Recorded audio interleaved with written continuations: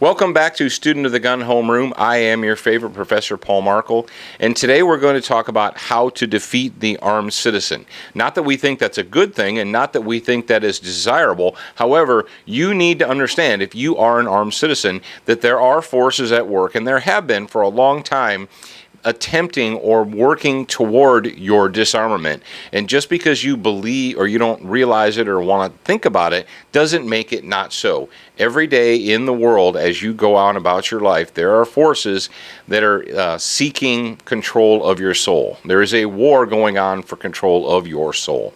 And denying it doesn't make it any less so. But there are three essential ways that you can, without firing a shot, disarm the armed citizen. Now, the United States of America, if you studied history and if you understand history, if you didn't go to public school the last 20 years, you should know that the United States of America is a grand experiment in a representative republic form of government. We are not a strict democracy. We are a representative republic. Okay.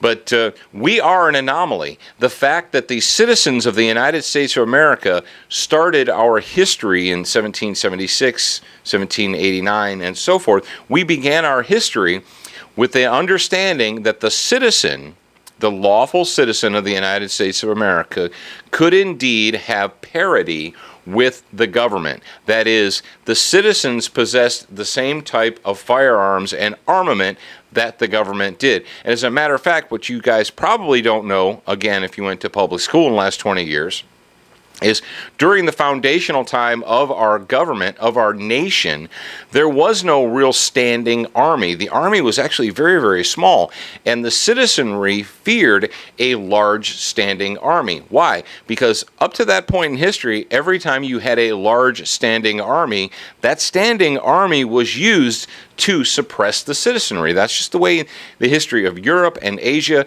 everywhere you went, if there was a large standing army, that army was there to keep you in check, to keep the taxpayer in check. And they greatly feared a large standing army, or an army that possessed arms while the citizenry didn't.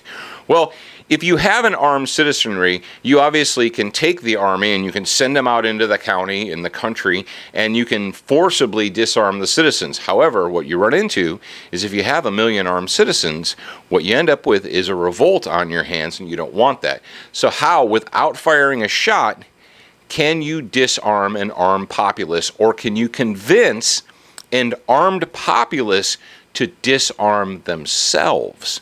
And that really is the trick. How do you convince the armed citizen to voluntarily disarm themselves? And we're going to do a 3-part series here in the Student of the Gun Homeroom. And part number 1 is ignorance.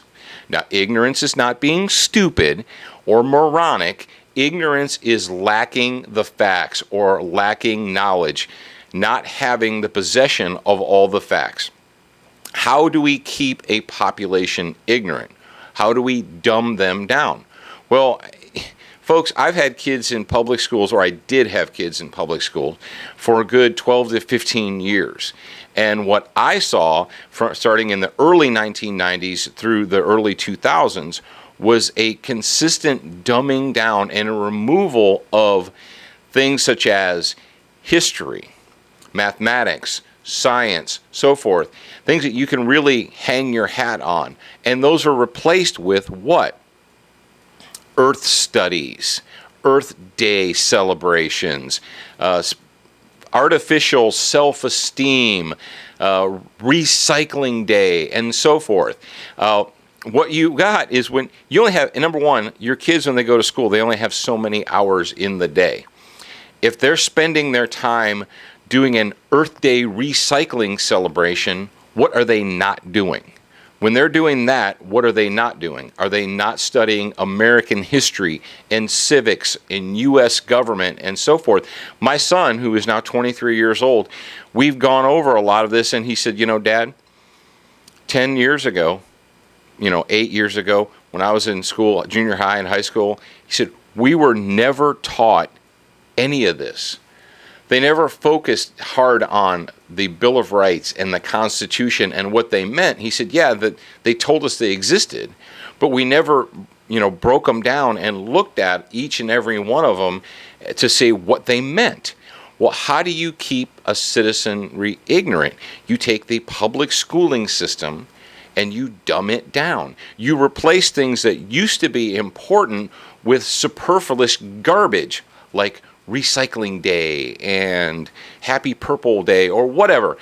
The fact of the matter is today things are put forth as super important and more so important than history and civics and American government and so forth. So what you have is you have people that were kids 10 years ago, 15 years ago. Now they become voting adults and they are completely ignorant of the history and founding of this nation.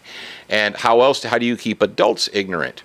Well, if you control the media, if you're the mainstream media, you don't inform them of certain things. You don't inform them of things because, well, we don't want the people to be upset. For instance, I think all of we mature people know today that there was a tremendous amount of footage during 9/11, during the attacks in New York City and the World Trade Center, footage of people falling to their deaths, not just that one guy, but lots of it, and carnage. Why were you not shown that? Well, they can't handle it. The citizen can't handle it. It's better if we don't show them.